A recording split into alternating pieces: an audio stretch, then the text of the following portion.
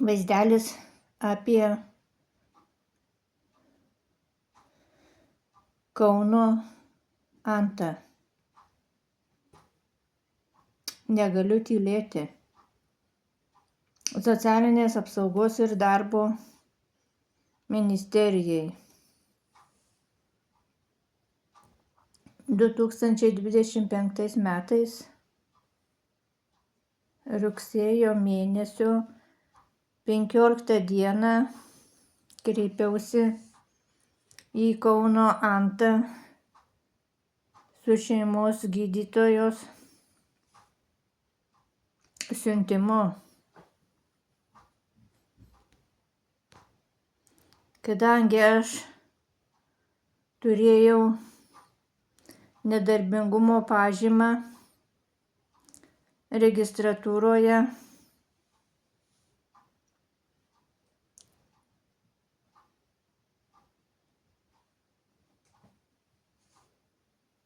dokumentų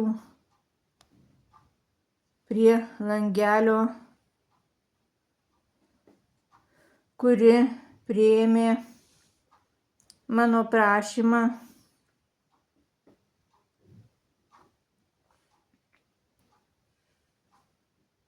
sakė, kad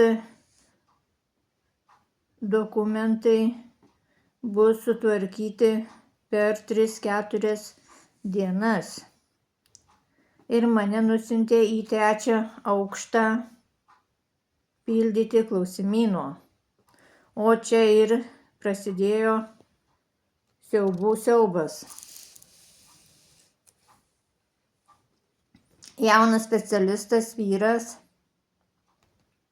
pasikvietė mane ir pasakė, truputį pasikalbėsime.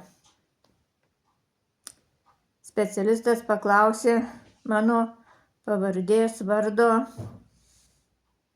ką baigusi, koks stažas, ar dirbu. Tada paklausė, ar man reikalinga pavėžėjimo paslaugos. Aš pasakiau, nežinau, turi nustatyti. Jis pasakė, ai nežinai. Tada paklausė, ar reikalinga pagalba. Aš atsakiau, būtų gerai. Sako, viskas. Gausi atsakymą po 3-4 dienų. Nei vieno klausimo iš klausimyno neuždavė.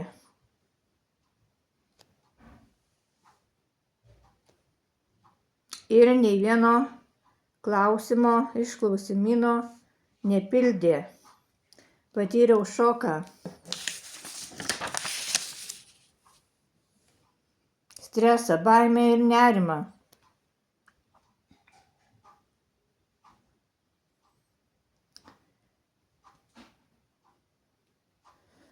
Nustatyti reikia 60% sveikatos duomenų ir 40% užpildyto klausimyno. Klausimynas nebuvo pildomas. Nei vienas klausimas iš klausimyno. O sprendime 2025-09-18 parašyta individualios pagalbos poreikio klausimyno balų suma yra 46 balai. Šis specialistas įvykdė klausimyno klastojimą, įvykdė nusikalstamą veiką, nes nuo klausimyno pildymo priklauso vertinimas 40%.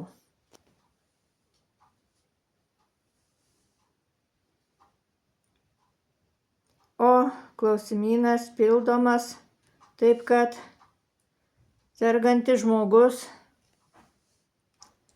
nematytų, kaip pildo klausimyną. Žmogų pasodina už kompiuterio.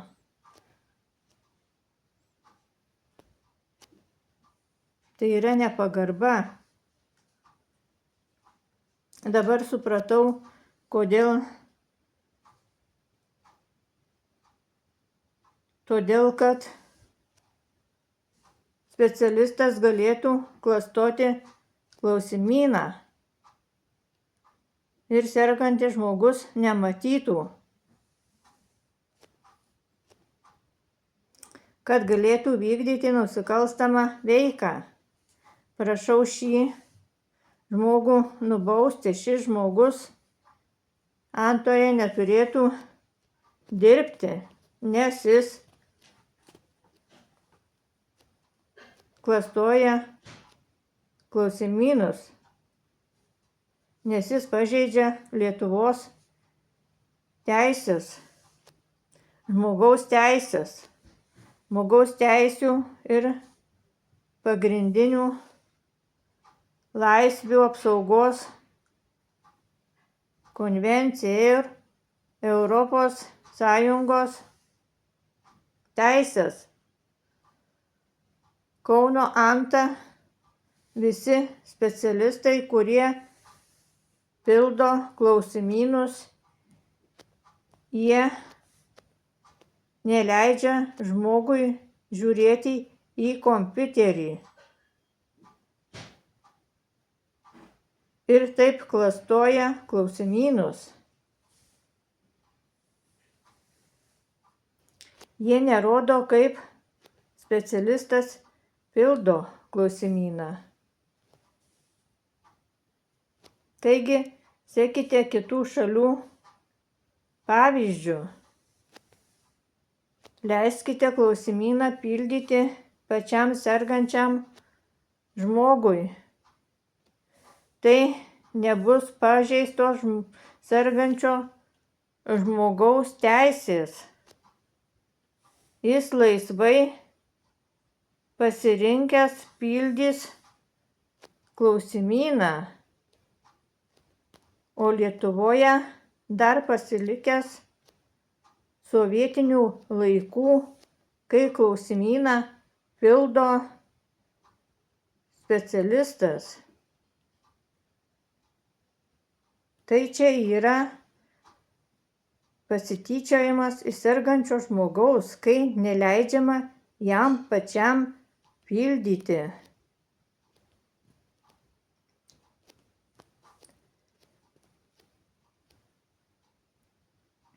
Tai ir pažeidžiamos žmogaus teisės, kad neleidžiama žmogui pačiam pildyti klausimyno. Taip turbūt nei vienoje jau šalyje nesielgiama, nes žmogus turi pats pildyti klausimyną.